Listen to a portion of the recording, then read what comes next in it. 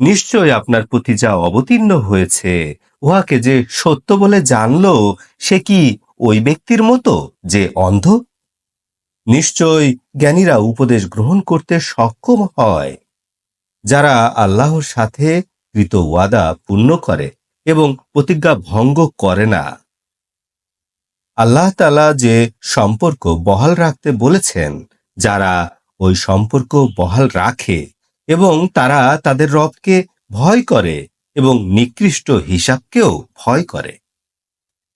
যারা তাদের রবের সন্তুষ্টি অর্জনের জন্য ধৈর্য ধারণ করে, সালাত প্রতিষ্ঠা করে এবং আমি তাদেরকে যে জীবিকা দান করেছি তা হতে প্রকাশ্যে এবং গোপনে ব্যয় করে এবং নেক আমলের সাহায্যে বদ আমলের ক্ষতিপূরণ করে, তাদের জন্য রয়েছে পরকালের ঠিকানা, চিরস্থায়ী জান্নাত, তথায় তারা প্রবেশ করবে এবং তাদের বাপদাদারা, সন্তান এবং স্ত্রীদের মধ্যে যারা যোগ্য বলে বিবেচিত হবে তারাও ওই জান্নাতে প্রবেশ করবে এবং প্রত্যেক দরজা দিয়ে ফেরেশতারা প্রবেশ করবে। তারা বলবে, আপনার উপরে শান্তি বর্ষিত হোক, এটা আপনাদের ধৈর্যের কারণে আপনারা লাভ করেছেন। কতই না উত্তম জান্নাতের ঠিকানা। যারা আল্লাহর সাথে কৃত প্রতিজ্ঞা ভঙ্গ করে উহা দৃঢ় করার পরে যে সম্পর্কগুলি বজায় রাখার জন্য আল্লাহ নির্দেশ করেছেন, সেই সম্পর্কগুলি তারা ছিন্ন করে এবং পৃথিবীর মধ্যে তারা বিপর্যয় সৃষ্টি করে, এদের জন্য অভিশাপ এবং এদের জন্য নিকৃষ্ট ঠিকানা। আল্লাহ তাআলা যাকে ইচ্ছা রিজিক বাড়িয়ে দেন, যাকে ইচ্ছা কমিয়ে দেন। তারা দুনিয়ার জীবনের প্রতি আনন্দিত, অথচ দুনিয়ার জীবন পরকালের তুলনায় সামান্য ভোগ বিলাস মাত্র। কাফিররা বলে, মুহাম্মদের উপরে তার রবের পক্ষ হতে কোনো নিদর্শন কেন অবতীর্ণ হয় না?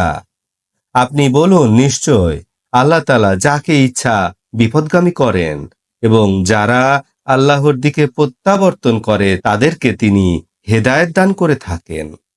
যারা বিশ্বাস স্থাপন করে, আল্লাহর স্মরণে যাদের অন্তর প্রশান্তি লাভ করে, জেনে রাখো আল্লাহর স্মরণে মন প্রশান্তি লাভ করে। যারা ঈমান এনেছে এবং ভালো কাজ করেছে তাদের জন্য আনন্দ সংবাদ এবং উত্তম আশ্রয়স্থল। এভাবেই আপনাকে আমি একটি জাতির মধ্যে প্রেরণ করেছি, যার পূর্বে অনেক জাতি অতিবাহিত হয়েছে। আপনার কাছে আমি যে অধ্যাদেশ পাঠিয়েছি তা আপনি তাদের উপরে তেলাওয়াত করবেন, অথচ তারা রহমানকে অস্বীকার করছে। আপনি বলুন, তিনি আমার রব, তিনি ছাড়া কোনো উপাস্য নেই, আমি তারই উপর নির্ভর করেছি এবং তারই কাছে আমার ফিরে যাওয়ার স্থান। নিশ্চয় অবতীর্ণ কোনো কুরআন যদি এরূপ হতো যে তা দ্বারা পাহাড় সঞ্চালন করা যায়, অথবা পৃথিবী বিদীর্ণ করা যায়, অথবা মৃত ব্যক্তি দিয়ে কথা বলানো যায়, তবুও ওরা ঈমান আনত না। বরং সমস্ত বিষয়ই আল্লাহর ইচ্ছাধীন। মুমিনদের জন্য বিষয়টি এখনো কি স্পষ্ট হয়নি যে আল্লাহ ইচ্ছা করলে সমস্ত মানুষদেরকে হেদায়েত দান করতে পারতেন? সর্বদাই কাফিরদের কর্মের জন্য তাদের উপরে বিপর্যয় আসতেই থাকবে, অথবা তাদের গৃহের আশেপাশে বিপর্যয় উন্মুক্ত হতে থাকবে।